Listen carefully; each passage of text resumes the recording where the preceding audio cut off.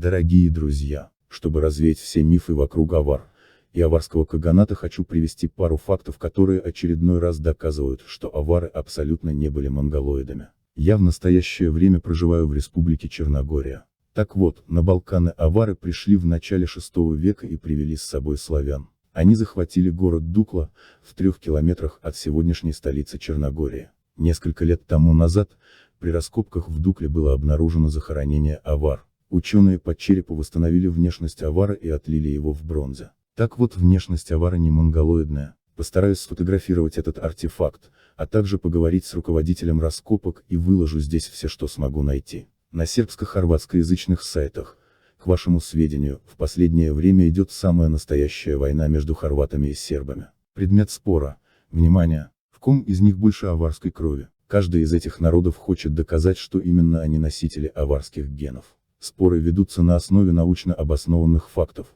в основном анализ ДНК. По некоторым данным, в хорватах 9, в сербах 12% генов авар. По другим источникам, хорваты, авары и черногорцы генетически наиболее похожи. А так как ни сербы, ни хорваты не являются монголоидными, это тоже еще один факт, что авары не были таковыми. В начале 20 века, найденные аварские черепа, оказались до степени смешения похожими на черепы европейцев. Это явные родственники и явные европеоиды. В основной массе же, авары, типичные европеоиды, связываемые с андроновским типом, рослые, крупноголовые, светлопигментированные. Теперь вспомним о том, как описывает авар повесть временных лет.